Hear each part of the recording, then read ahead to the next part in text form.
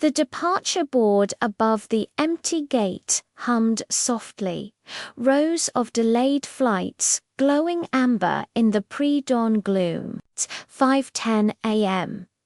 Simone had been awake all night, sitting rigidly in one of the molded plastic chairs, her coat folded neatly on her lap. Sleep had become theoretical, something other people still did. Her husband's silence, the unanswered messages, the careful gaps in his explanations had long since grown louder than any admission of guilt. She wasn't here to catch him in the act. That phase had passed months ago. This was waiting as ceremony, anticipation stripped of hope. Over time, she had begun cataloguing his life with forensic precision. The excuses, the altered schedules, the subtle evolution of his habits. Most of all, the smells. Once he had carried the clean, grounding scent of cedar and spice something warm, chosen together during a lazy afternoon that felt like a beginning. Now, the fragrance that clung to him was sharp and performative, engineered to impress strangers and disappear by morning. It smelled like ambition without substance, like promises made for sport. The automatic doors slid open with a hydraulic sigh, breaking the stillness. Devon strode in from the arrivals corridor, rolling his carry-on behind him, as if the entire terminal were an extension of his stage. He didn't look tired. He never did. His suit was immaculate, charcoal with a precise cut that Simone didn't recognize. New. Another detail never shared. His tie was loosened just enough to signal ease, confidence, conquest. The cologne hit her before he did loud, insistent. It, chosen to announce success rather than intimacy. He looked pleased with himself, swollen with the private satisfaction of someone who believed he had won something. The expression on his face tightened Simone's stomach, not with heartbreak or fury, but with something simpler and more final. Revulsion. It tasted metallic, like stale air. How had she ever mistaken this man for the earnest striver she married? This version of Devon felt like a polished imitation, a salesman who had begun to believe his own pitch. His eyes, dulled slightly by exhaustion and indulgence, still gleamed with triumph.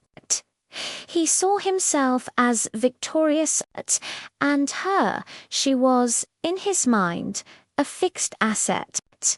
The reliable foundation, secured by contracts and shared obligations. The lease, the accounts, the signatures proof, he believed, that she was bound. He thought paperwork was a cage. Simone finally stood calm and composed, watching him approach, and understood with startling clarity that while he had been busy congratulating himself, he had failed to notice one critical thing. She had already unlocked the door. A realization had taken root during those long, airless hours before Dawnslow, undeniable and irreversible. He had never been the weight keeping her grounded. He was the rot she had been hauling behind her, the burden that had made every step heavier, and cutting him loose would hurt, yes.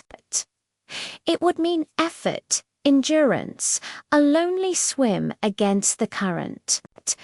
but at least it would be movement toward solid ground. Simone stopped near the large glass wall overlooking the empty runway. The first weak light of morning bleeding into the sky. Her arms were crossed, her posture perfectly still, her coat drawn close not as armor, but as habit. There was nothing on her face that resembled accusation or grief. No trembling, no tears, no visible fracture. Only a terrifying composure, sharpened and refined over months of restraint. The kind of calm that came not from surrender, but from decision. That silence unsettled him more than shouting ever could. And yet, as always, he misunderstood it. To him, stillness meant submission. He could not conceive that she had already stepped outside the role he assigned her. She was no longer his wife in any meaningful sense. She was an observer, now precise, detached, watching the final act with the clarity of someone who already knew the verdict. 5 years, she thought. 5 years of making myself smaller, of believing that loyalty, patience, and forgiveness were investments that would eventually pay off. She had waited for reality to catch him, for shared life to anchor him. Instead, he had mistaken her quiet for consent and her endurance for weakness. She had never been a partner to him, only part of the setting. A functional detail, something expensive and useful, like good lighting or polished stone. Whatever love had once existed had burned itself out long ago. What remained was colder, steadier, and far more dangerous: resolve. Devon's greatest strength had always been his ability to sell a story, to reshape facts into narratives that flattered him. He believed in his own mythology, the self-made ascent, the charm, the inevitability of his success. And fatally, he believed those rules exempted him at home, that she would always be grateful, always accommodating, always there. He had never truly seen her, only the image he owned. He stopped a few feet away, too close, still carrying the invisible residue of other places and other people. His expression curled into something smug, almost playful, as if daring her to react. He wanted dramatis, accusations, anything that would allow him to frame himself as the wounded hero in a familiar story. Something he could later recount with practiced sorrow. Instead, he met nothing, no movement, no response. "What are you looking at?" he demanded, his voice deliberately sharp, meant to dominate the space, to grind her composure down under the weight of his certainty. Simone didn't answer. She didn't need to dot the distance between them, had already become unbridgeable. He stepped closer, invading the narrow strip of space she had left between them. The scent hit her immediately, foreign, deliberate, jasmine layered over expensive tobacco, a combination meant to linger, meant to announce ownership elsewhere. It felt less like a smell and more like a provocation. "I met the best woman in the world tonight," he said, his voice low and sharp with satisfaction. "You don't even come close." His lips twisted into a smile that carried no warmth. You've gone dull, worn out, like something that's been used too long and forgotten in a corner to threadbare seat. An old sweater that should have been thrown away years ago. He tilted his head, enjoying himself.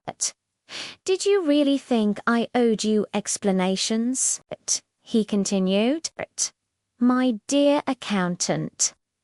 The word landed with practiced cruelty. Go on, lose it. I like it when you do it. Makes the women who actually value me want me even more. He waited, breathing hard, feeding on the pause. He wanted impact-raised voices, shattered composure, proof that he still mattered enough to wound her. Anything to crown himself the victor of this exchange. Simone did nothing. She parted her lips slightly, not to answer, but to release a slow, quiet breath. It wasn't a sigh of defeat. It was the sound of something heavy finally being set down. The last illusion loosening its grip. The final misunderstanding about who he was dissolving without drama. When she looked at him, her eyes no longer held softness. They weren't angry either. They were clear, surgical. She wasn't seeing the tailored coat or the confident posture.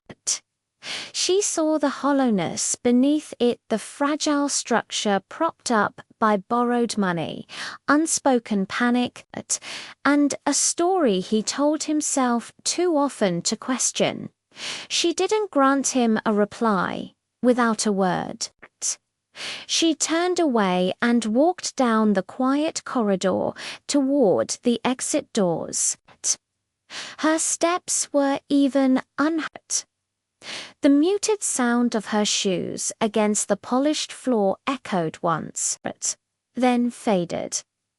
Devon stood where she had left him, perfectly dressed, abruptly irrelevant. The silence she left behind cut deeper than any accusation. It erased his performance. It stripped his triumph of an audience. For a brief, disorienting moment, something like doubt cracked the surface of his certainty. He shook it off quickly. She was tired, he told himself, emotional. She had nowhere to go. Obligations had weight. Shared contracts always won. She would cool off. She always did. He turned away, already rewriting the moment into something harmless. Something temporary. He never noticed that the breath she had released was not meant for him at all. It was goodbye. Simone didn't look back. The air around her still carried traces of him-stale alcohol from perfume, the faint residue of unfamiliar skin, but Simone barely registered it. She lay on her side in the dim quiet of the overnight train compartment, staring into the darkened window where her reflection blended with the scattered lights rushing past outside. The glass showed two versions of her, the woman she had been and the one quietly taking shape. I'm waiting, she thought, but not for the storm outside to pass. I'm waiting for the one I'm about to unleash. 17 days. That was how long it had been since she stopped crying and started moving. His latest betrayal no longer hurt. It had transformed into a catalyst, precise, perfectly timed. It aligned seamlessly with her unintended discovery of the most sensitive details of his primary transaction. The Stonehaven estate was Devon's crown jewel, not just a sale, but salvation.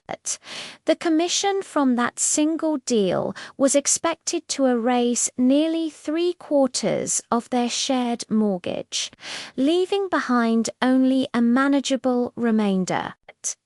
He had framed it as his final proof of relevance, of her dependence on him. A victory meant to cement his narrative. She had overheard him once in his office. Purely by accident, the door left ajar. "She needs to think I need her," he'd said with a laugh to someone inside. But really, she's the deadweight. Words weren't whispered. They were casual, amused, spoken as if she were an object, not a person, something tolerated, not valued. That moment hadn't broken her, it had ignited her. A month earlier, she had driven out to see her mother, 2 hours away from the city, past glass and steel, into an older neighborhood where the nights buzzed with cicadas and the air smelled of sun-warmed earth. Aisha lived there quiet, resilient, shaped by loss but not defined by it. 20 years ago, Aisha's husband had left her for his young assistant, exploiting a loophole in their outdated divorce agreement and leaving her financially exposed. Simone remembered the aftermath clearly, the scarcity, the discipline, the transformation of grief into resolve. They stood in the small garden behind the house. Aisha was trimming back dying rose branches, her hands steady, soil pressed beneath her nails. The scent of lavender, damp clover, and fresh earth was sharp and grounding. "You've been very quiet," Aisha said without looking up. "That kind of silence worries me." She paused, then met Simone's eyes. "Be careful with silence, my love. Used wisely, it can shield you. But if you hide inside it too long, it will drown you." Simone hadn't answered then. Now, watching her own reflection dissolve into darkness as the train sped forward, she understood. She had chosen the shield, and the storm was already forming not above the city, not in the sky, but deep within her. "Our father was exactly like Devon," Aisha said quietly. "He thought my tears and desperate pleas would bring him back to reason. They didn't. They only bored him, Simone. They made him feel superior. They confirmed his belief that he was right to look elsewhere for excitement." She paused, then added calmly, "A man who cheats doesn't need tears. He needs consequences he understands, delivered cold and clean." Simone watched the gardening shears in her mother's hands. The blades were sharp, immaculate. Aisha cut through a stem with a single, precise motion. No hesitation, no wasted effort. The soft snip carried the sound of something final. "What should I do, Mama?" Simone asked quietly. "I don't have the strength to fight anymore. I'm afraid that if I start screaming, I'll lose more than I gain. I'll lose my peace." Aisha set the shears aside. Her hands were rough from soil and sun, yet her movements remained steady, deliberate. She took Simone's cold, trembling hands into her own. Fire is battle, sweetheart, she said gently, and hot fire burns you before it ever reaches your enemy. You don't need that kind of fire, the kind that rages, spirals, and leaves you empty. Her grip tightened slightly. You need cold fire, a flame that burns slowly, precisely, without emotion. She looked directly into Simone's eyes. Cold fire is justice. Revenge eats you alive and leaves you hollow.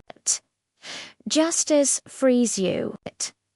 It gives you back the dignity God gave you. Find his weak point, the one untouched by emotion. Find the foundation his arrogance rests on, what he truly worships. Aisha's voice lowered. His status, his money, and destroy it with the logic and restraint he despises so much in you. That lesson, the lesson of cold, fiery, wrote Simone's entire strategy. She didn't need to cry. She didn't need to scream. She only needed to think. Logic against arrogance, precision against narcissism. She would dismantle the very structure his grandiosity depended on, his reputation, his financial narrative, and his absolute conviction that he stood above consequence. What Devon never realized, what he never even considered, was that Marcus and Tasha Jones, the buyers of the Stonehaven estate, were not strangers to Simone. They knew her well. Years earlier, when Simone had been a senior procurement manager at OmniStreet, Marcus and Tasha had worked with her directly. They trusted her judgment. They respected her meticulous attention to detail and her uncompromising integrity. It was through Simonat, a networking event she had reluctantly attended with Devon, that they had learned about the Stonehaven property in the first place. Devon, sensing an effortless, lucrative commission, had smoothly inserted himself into the process. He charmed them, redirected communication through his office, and casually reframed Simone as helpful, but ultimately out of her depth. They had smiled and nodded, but they hadn't forgotten her, and every so often quietly, discreetly, they still reached out. Simone had continued to communicate with them through encrypted corporate email, helping them cross-check technical details under the assumption that she was fully informed and officially involved in every step. Marcus and Tasha valued Simone's precise, transparent, technically grounded approach, an approach that stood in stark contrast to Devon's slick, evasive reassurances. Simone knew something Devon was desperately hiding. The house had a critical structural flaw. It wasn't speculation. It wasn't intuition. It was confirmed fact. The foundation, built dangerously close to a known water table, suffered from documented instability. Internal geological reports from the development company reports, never disclosed to buyers, clearly warned of progressive cracking in the load-bearing structures within a few years. Simone had obtained those documents through Mark, an old colleague whose loyalty outweighed his fear. Failing to disclose a defect of this magnitude wasn't just unethical, it was fraud, a career-ending violation of brokerage law. The moment the truth surfaced, the property's value would collapse by at least 25%, and Devon would lose his license. Devon slept soundly beneath the down comforter, snoring softly, utterly convinced of his invulnerability and imminent financial triumph. Simone sat on the edge of the bed, the cold marble floor seeping upward from her feet, into her spine, into her soul. He's a house of cards, she thought, and I pulled the first card the moment I stopped loving him. Now all that remained was breath, slowly, deliberately. Simone retrieved her old burner phoner prepaid flip phone she had once used for international travel and then hidden away. It was buried deep in a drawer beneath old project blueprints in her study. Far from Devon's careless searches, she turned it on. The faint bluish glow illuminated her face. Not a single muscle moved. Her expression was unreadable. She found Marcus and Tasha's private number and typed a short message. No explanation. No preamble. Only a verdict. The Stonehaven deal is off. Devon is a fraud. Call me tomorrow at exactly 9 a.m. Do not sign anything. I have irrefutable evidence of concealed foundation defects. She sent it. Then she powered the phone down, slipped it into the pocket of her robe, and left the bedroom without a sound, closing the door on his oblivious, alcohol-heavy sleep in the kitchen. She poured herself a glass of ice-cold water and watched dawn slowly bleed into the skyline. The city remained indifferent. Her revenge was cold, not theatrical, not violent. She sought no public scandal, no screaming, no chaos. Her goal was singular and precise: to strip him of what he valued more than her life, his status, his money, and his sense of significance. She was carving her future out of the ashes of his dot by 6 in the morning. The sun was fully up, though the condo remained dim, as if mourning its fate. Devon slept on it. Simone was already showered and dressed in a tailored dark blue business suit, immaculate and composed. A single cup of barely touched coffee sat on the counter, steam rising in the quiet air. She inhaled deeply the scent of her own coffee, her own clean clothes, her own resolve. At 7, Devon finally woke with a sour mouth, a splitting headache, and a deep sense of self-congratulation. He stretched, noticed Simone was gone, and smiled to himself. She can't even face me, he thought. She's hiding. He didn't care in 2 days. He was supposed to close the deal that would make him financially untouchable for years. He imagined the vintage champagne, the cash, the Porsche Cayenne in champagne silver. He imagined Tiffany's approval. At 8, he swallowed 2 stale bagels, poured coffee, and smugly skimmed real estate headlines on his iPad. He felt invincible, an engine warming up for glory. At 9, he was scheduled to call his boss, Adrian Sterling, to confirm final documents. Everything was perfect.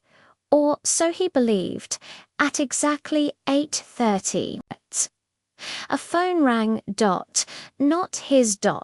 It was Simone's old emergency phone, the cheap one she used only for family. Annoyed, Devon picked it up. "Yeah," he grumbled. "Simone. This is Tasha Jones. Thank God we reached you." Her voice cut through the line like a blade. "We got your message. What does this mean? A fraud? We were about to wire the down payment this morning. What has he been hiding from us?" Devon felt the blood drain from his face. The imagined taste of champagne turned instantly metallic bile. "Tashith is Devon," he stammered.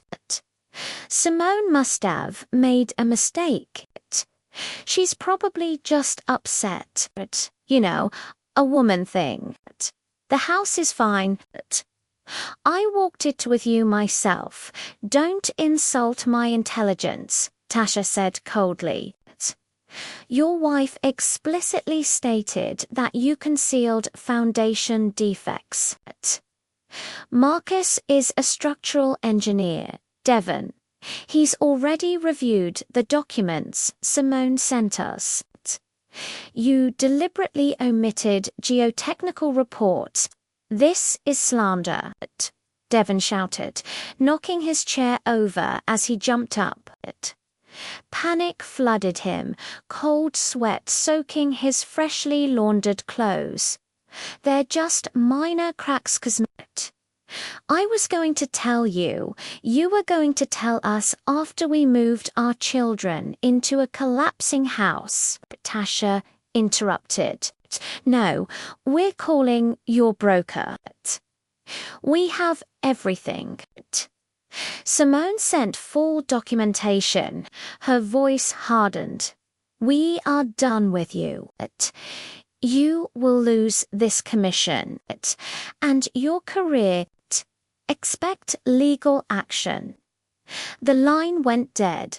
Devon stood frozen, phone burning in his hand, the world tilting violently beneath his feet. Not drunk-falling. She knew. She planned everything. He dropped to his knees, calling back again and again. Blocked. They believed her. His future disintegrated into dust.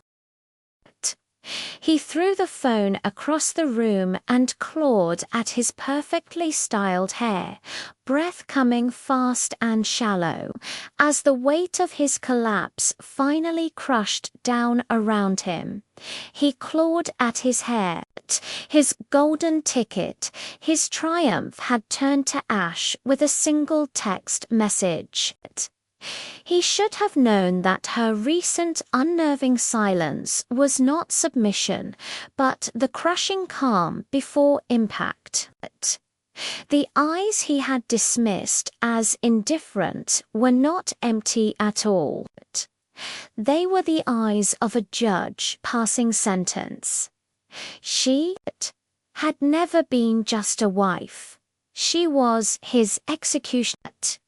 He had placed the axe in her hands the moment he underestimated her quiet competence, before he could gather his shattered thoughts. His own phone rang. Adrien Sterling. The name flashed red on the screen, like a critical warning light on a failing machine. Devon swallowed. His mouth was dry, tasting of stale whiskey fear and the sharp bitterness of failure. "Devon," Adrian roared, "have you completely lost your goddamn mind? What the hell have you done?" The rage in his boss's voice was not merely loud, it was professional, scorched earth fury, the kind that annihilated careers. "Marcus Jones just called me," Adrian continued. "He says you tried to sell them a property with a compromised foundation and deliberately concealed load-bearing defects. He says he has proof, reports, photos. Your wife gave them to him, didn't she? Devon opened his mouth, but no sound came out. You used her contacts, Adrian went on, voice shaking with fury. You betrayed them. Do you understand what this means? If the Joneses sue and they will have FINRA investigators crawling through this office. This is felony-level fraud. Devon, you didn't just end your career. You endangered every license in this firm. Adrian, please. Devon stammered. It was just minor flaws. I was going to steal people's money. Adrian snapped, knowing their investment would collapse within years. They sent me everything. Screenshots of your internal notes, your manipulation in writing. Devon's heart pounded violently in his ears. Who gave you this information? Adrian demanded. I don't know how you managed it, but you've compromised this entire firm. 2 years of reputation built, exclusive contracts. And for what? His voice dropped to a venomous hiss. To buy yourself a Porsche. Devon tried to speak. Terror strangled the words. Then Adrian's voice went cold. So here's what's happening. Your office key won't work. Your computer access is already terminated. You are fired effective immediately. No severance. No references. I will personally ensure your name becomes synonymous with fraud. A pause. If the Joneses, sue and they will lie, will gladly hand over every email, every note, every dirty detail. Don't ever show your face here again. The line went dead. The dial tone stretched on, long and hollow, the final chord of his ruined life. It wasn't just the loss of his job, it was the collapse of everything he had built his identity on. He sank onto the sofa, gasping, the room spinning violently. He had lost completely. His status, his reputation, his future, his sense of self, and all because of Simone, his quiet, obedient, co-signing wife. At that precise moment, a new notification appeared on his phone from the bank's legal division. Dear Kabarowa Devon Vance. This notice confirms receipt of an application from the second Kobarara, Simone P. Rhodes, regarding mortgage, restructuring and division of marital assets. You are required to report to the branch within 3 business days. Failure to appear will result in court-ordered division, prioritizing the financially stable party. She hadn't just destroyed the deal, she had struck him at his most vulnerable point. His home, his finances, his illusion of security. She was claiming her legal 50% and potentially more. Given his documented fraud leaving him with mounting debt and empty accounts, this wasn't separation, it was annihilation. Executed with the precision of an engineer who knew exactly where to cut. Desperate, Devon called Tiffany. She answered sleepily. Dev, twice so early. I got fired, he said, voice breaking. She's destroying me. I need you. Double quotes, silence, then irritation crept into her voice. Fired. How? You said you were closing the deal of the century. I was set up, he pleaded. I just need somewhere to stay, Devon. She interrupted, cool and detached. This sounds like your mess. I don't need legal drama or a failing man on my couch. But I bought you things, those were transactions, she said flatly. Status for company. And you've lost your status. Another dial tone. 2 days later, Devon walked into the bank like a man approaching execution. In a small windowless office, Simone's lawyer, Charles Avery, waited. He did not stand. He did not shake hands. Mr. Vance, he said calmly, you've reviewed the notice. Your wife is acting fully within civil and family law. The air smelled of paper, ink, and finality. We'll now discuss the sale of the condo, mortgage restructuring, and asset division. Devon sat down for the first time, truly understood the storm had passed. What remained was the wreckage. Division of funds, 50-50, as she is legally entitled, Mr. Avery continued, as an unemployed individual without confirmed income, with documented evidence of potential financial fraud. Now on record you cannot assert sole claim to the mortgaged property. This is not a whim, Mr. Vance. It is the law. A very simple, very cold law.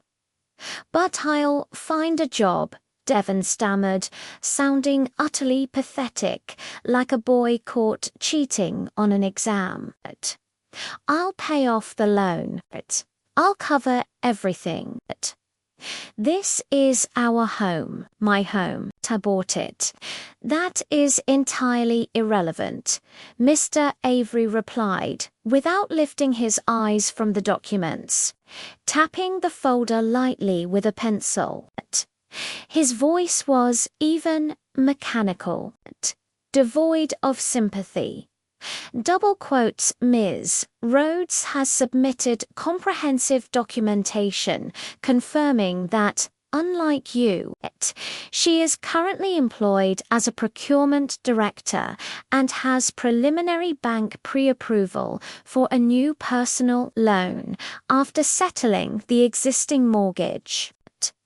Furthermore, your termination was the direct result of fraudulent conduct, which severely compromises both your creditworthiness and your legal right to manage this asset.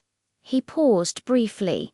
You have virtually no chance of retaining the condo. The property will be sold within the month and the proceeds divided accordingly. You are required to pack your belongings and vacate the premises. It is strongly advised that you do so without further incident. Ms. Rhodes wants nothing more than peace, finality, and justice. She's taking revenge on me, Devon blurted out, his voice cracking as he leaned forward in the hard chair. She just wants to destroy me.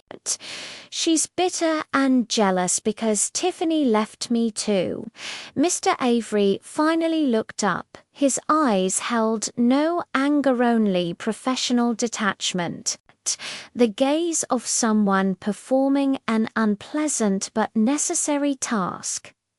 This is not revenge, Mr. Vance, he said calmly.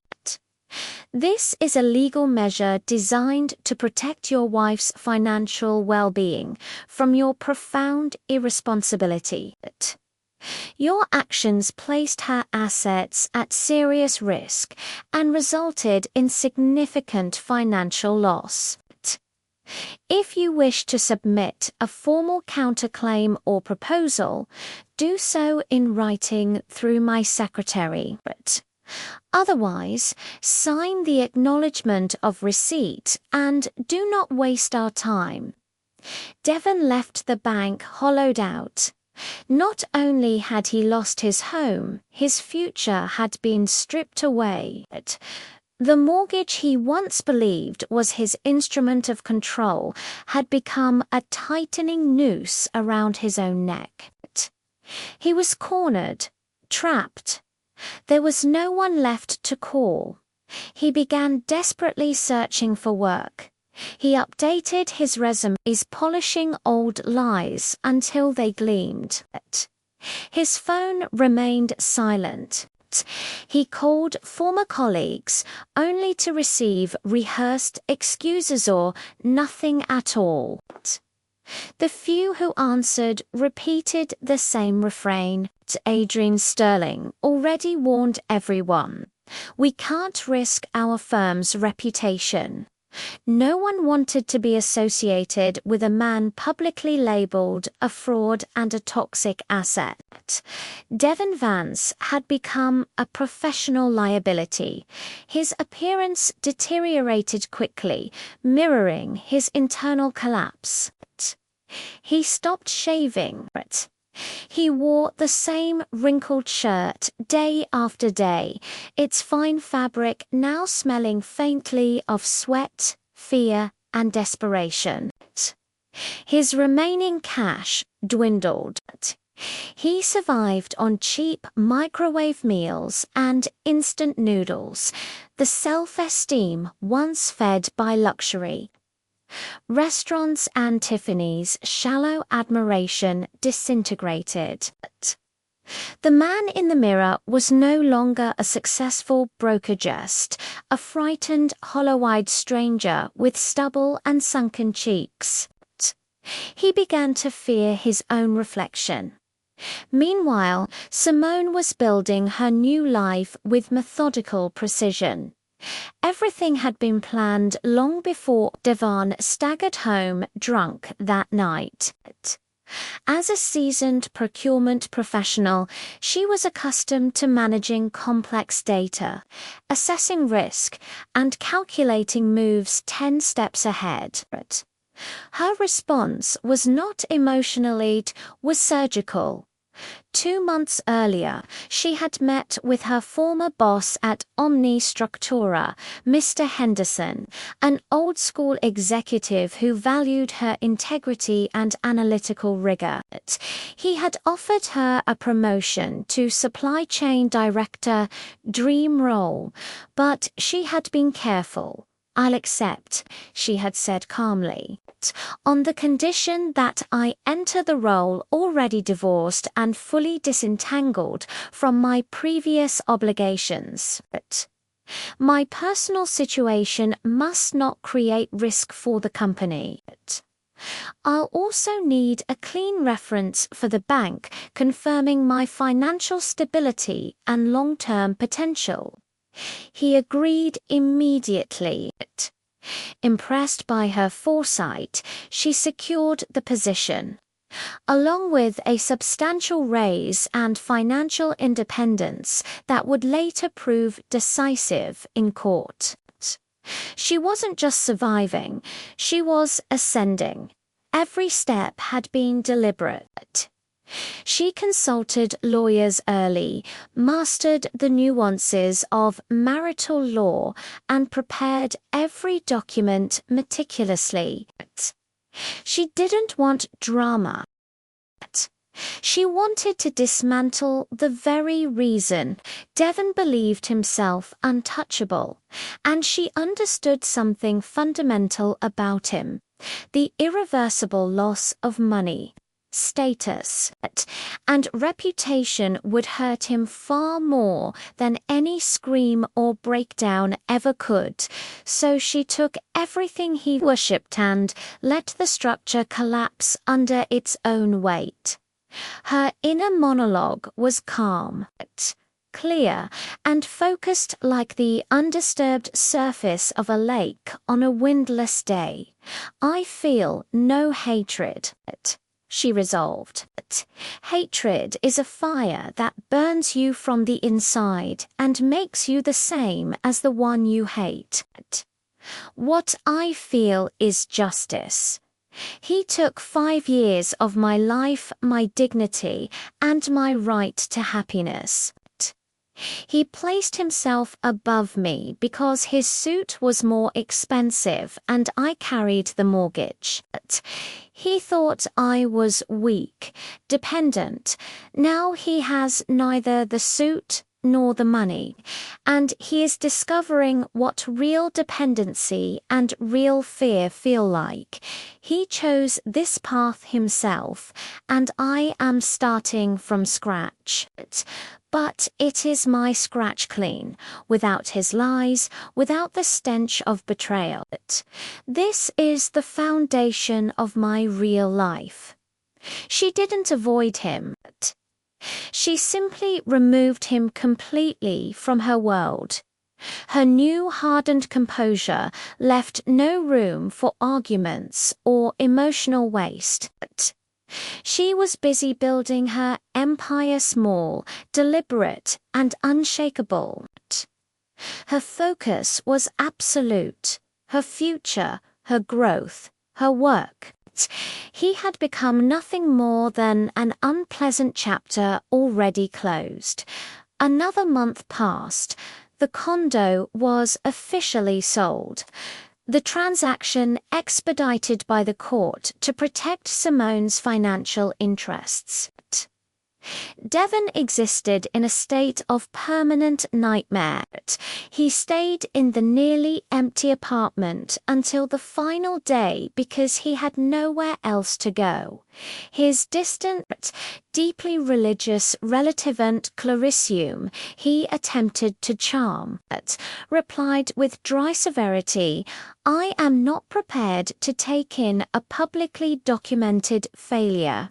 Devon, you must solve your problems yourself. You have disgraced your name."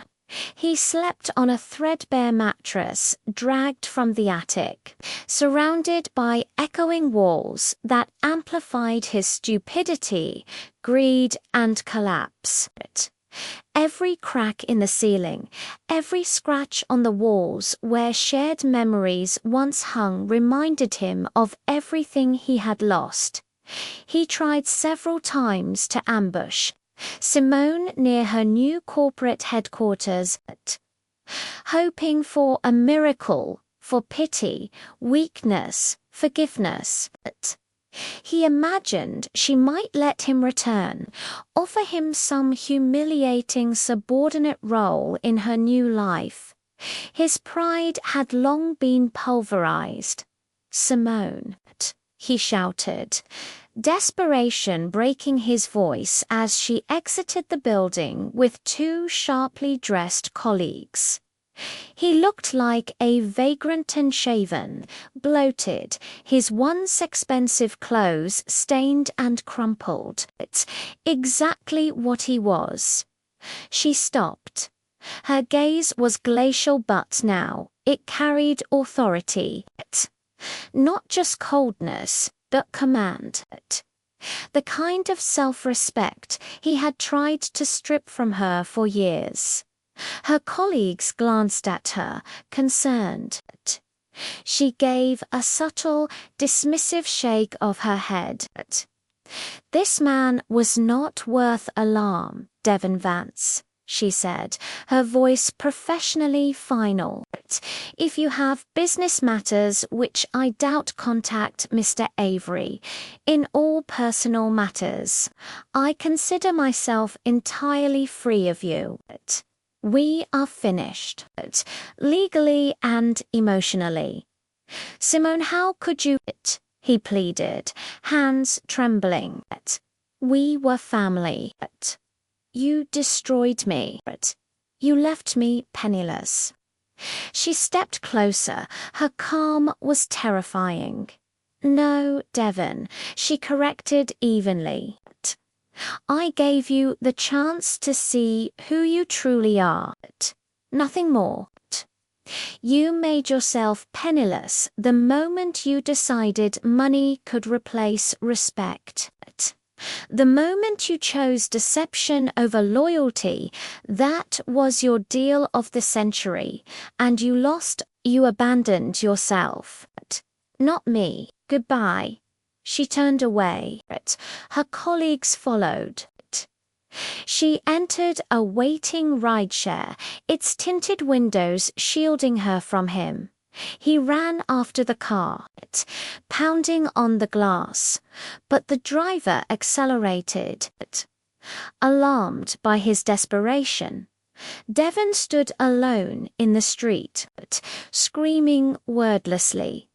The city did not hear him. It was too busy succeeding when the final day came.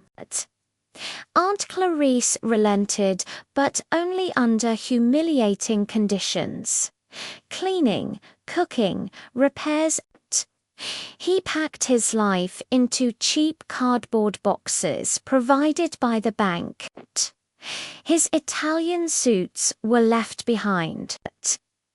They felt contaminated by failure as he closed the door. The new owners waited impatiently. Finally, the man said, checking his watch, "Leave the keys and go." Devon descended the stairs, dragging the remains of his former life. His fortress, his symbol of success, now belonged to strangers. He moved into Aunt Clarisse's decaying house on the edge of town. It smelt of dust, mothballs, and damp leaves, an obscene contrast to his former luxury. She reminded him daily of his foolishness. "Your Simone was quiet water," she told him while he struggled in the garden, "and the deepest currents always hide beneath calm surfaces. You were only a puddle, Devon. All splash, no depth." He became a warehouse laborer. His hands cracked, his back ached. His identity vanished. No one noticed him anymore. He became invisible, the fate he feared most. One evening, as he waited for thin stew, Mr. Avery called.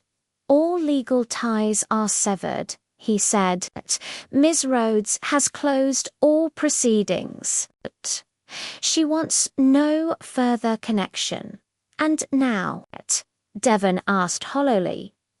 "Now," Mr. Avery continued, "she owns her new home outright, completed her master's degree in international supply chain management, and secured global certification.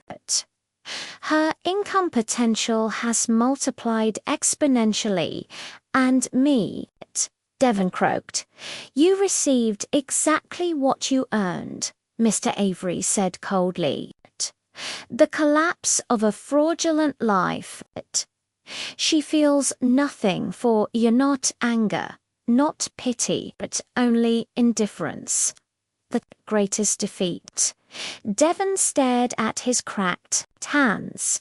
She had not destroyed him. She had simply stepped aside and let gravity do its work. And Simone stood on the balcony of her bright, self-built, life-free, dignified, intact, for Devon. The descent had only begun. For her, the fire was cold, and it had set her free.